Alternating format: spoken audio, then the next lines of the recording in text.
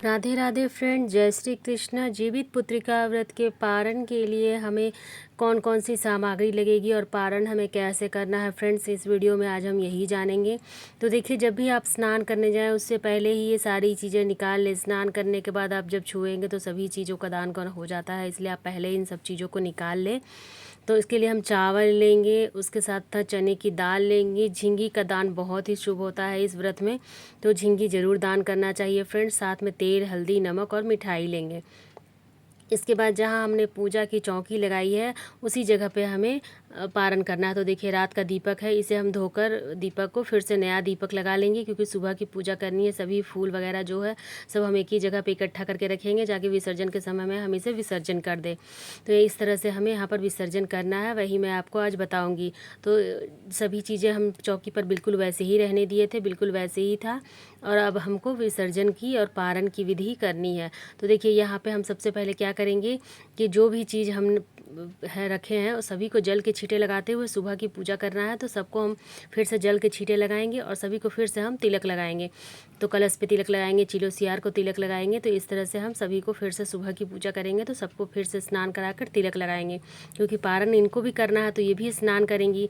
चिलो सियार, ज्यूत, वाहन देवता सभी को हम फिर से जल के छींटे लगाकर स्नान कराएंगे, तिलक लगाएंगे, फूल चढ़ाएंगे। जो भी चीज़ें हमने फूल वगैरह रखी हैं वो सभी चीज़ें चढ़ाएंगे। प्रसाद वगैरह कल से चढ़ा हुआ है, तो वो सभी चीज़ें वैसे ही है। अभी हम पारण के बाद इन सब चीज़ों को उतारेंगे। तो देखिए, हम यहाँ पर फूल समर्पित कर दिए हैं। अब हम यहाँ पर झींगी का पत्ता रखेंगे। तो चीलो सियारो भी साथ साथ व्रत करती हैं, तो उन्हें भी हम झींगी के पत्ते पर ही व्रत करने के लिए के बाद पारण करने के लिए देंगे। पहले वो पारण करेंगी, फिर हम पारण करेंगे। तो इस तरह से करना है। तो उनको हम चना पर देंगे। देखिए, इस तरह से 5-5 हम चना डालेंगे। आपको पारण करना है, आपके जितने बच्चे हैं आप उतना ही लीजिएगा, लेकिन इन्हें हम इस तरह से 4-4, 5-5 चने डालेंगे। इसके ऊपर चावल रखेंगे, थोड़े से चावल रखेंगे, खीरे का बीज रखेंगे। जो चीज़ से हम पारण करते हैं ना, जिसके घर में जैसे पारण किया जाता है बिल्कुल वही चीज़ें आपको भी चीलो सियारिन को पारण करने के लिए देना है। चावल लेंगे, साबुत चावल होने चाहिए, टूटे उटे नहीं होने चाहिए। तो इस तरह से हम पारण करते हैं, और इसी तरह से हम चिलो सियार को भी पारण करने के लिए देते हैं। इस पर थोड़ा थोड़ा दूध देंगे। हमारे यहाँ कच्चे दूध से पारण किया जाता है, आपके यहाँ जैसे पारण किया जाता है बिल्कुल वैसे ही पारण कीजिए। यदि आपके सास ससुर नहीं है तो आप एक पत्ते पर सास ससुर को भी अलग से दीजिए। अगर हैं तो कोई बात नहीं, तो नहीं आपको देना है, केवल चिलो सियारिन को ही देना है। और अगर आपके ससुर नहीं है तो सास दे देंगी। अगर सास ससुर दोनों नहीं है तब आप उनको भी अलग से दीजिए। फिर जब आप पारण कर लेंगे, अभी हम यहाँ पर दे देंगे, फिर बाद में आप इसे ले जाकर छत पर या बालकनी में रख दीजिए, चिड़िया कौवा खा जाता है।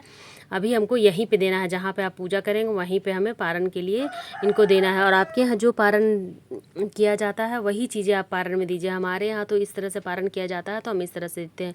फिर हम दीपक जला लेंगे और आरती करेंगे। तो धूप दीप जलाकर हम सुबह की भी आरती करेंगे। बहुत ही प्रेम पूर्वक हमें आरती करना है। उसके बाद हम पारण करेंगे। जो जितिया का डोरा है उसे निकाल कर बच्चों के गले में पहनाएंगे, खुद भी पहन लेंगे, और फिर हमें पारण करना है। पहले हम चीलो सियारिन को दे देंगे। यदि आप डलिया भरते हैं तो बच्चे से यहाँ पर डलिया खुलवा लीजिए, और कोई भी घर का जो छोटा हो, आपसे छोटा हो, वह डलिया को खोल सकता है। आपके खुद के बच्चे हैं तो आप उनसे डलिया खुलवाइए, डलिया को भी आप आरती कर लीजिए और उसके बाद खुलवाइए। तो इस तरह से आपको डलिया की भी पूजा करनी है। मैंने दोनों पूजा विधि आपको साथ साथ बता दी है कि आप डलिया भर के पूजा करते हैं या जैसे करते हैं तो आपको पूजा करना है। तो इसी तरह से आप डलिया को भी आरती घुमा लीजिए, उसके बाद आप पूजा कर लीजिए। डलिया भरकर पूजा कैसे करेंगे इसका डिटेल वीडियो चैनल पर है, आप वहाँ से देख सकते हैं फ्रेंड्स। यहाँ पर हम फिर इस तरह से डलिया को खोल लेंगे या बच्चे से खुलवा लेंगे, और डलिया का प्रसाद ही आप बच्चों को दीजिए। घर के सभी सदस्यों को देना चाहिए। बच्चों को तो आप ज़रूर खिलाइए। कुछ प्रसाद उसमें से यदि बच्चे बाहर हैं तो रख दीजिए, आएंगे तो दीजिएगा। और उसके बाद हम देखिए, जो खीरा पर हमने जो जितिया लपेटा है इसे हम निकाल कर बच्चों के गले में पहनाएंगे, खुद पहनेंगे, उसके बाद ही पारण करेंगे। खाली गला हमें कभी पारण नहीं करना है फ्रेंड्स। तो आप खाली गला पारण मत कीजिए, बच्चों को ही पहनाइए। और जल का लोटा है उसमें से हम जल लेंगे और पूरे चौकी के ऊपर से आचमन कर लेंगे। इसके बाद सभी भोग प्रसाद हम पूजा के बाद उठा लेंगे, और उसके बाद हम जितवाहन जी हैं और जो भी चीज़ें हम चिलियो सियारिन है सबका विसर्जन कर देंगे।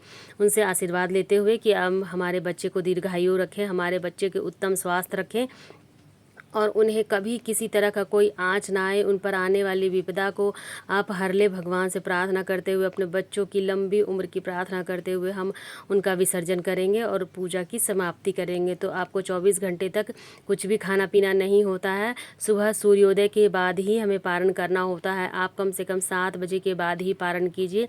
ऐसे जब अष्टमी ख़त्म होती है, नवमी तिथि लगती है, तभी पारण करना होता है।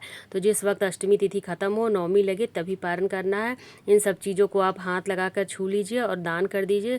पंडित को दान करने के बाद आप पारण करेंगे तो और अच्छा बात है। यदि पंडित दूर है या नहीं करा सकते तो इतना चीज़ को आप छू कर रख दीजिए, उसके बाद कभी भी उनके घर पहुंचा दीजिए। इन सभी चीज़ों को आपको दान करना बहुत ही ज़रूरी होता है। फिर सभी को हम विसर्जन कर देंगे। विसर्जन के बाद इन्हें ले जाकर पौधे में डाल देंगे। तुलसी के पौधे को छोड़कर आप किसी भी पौधे में इसे डाल दीजिए।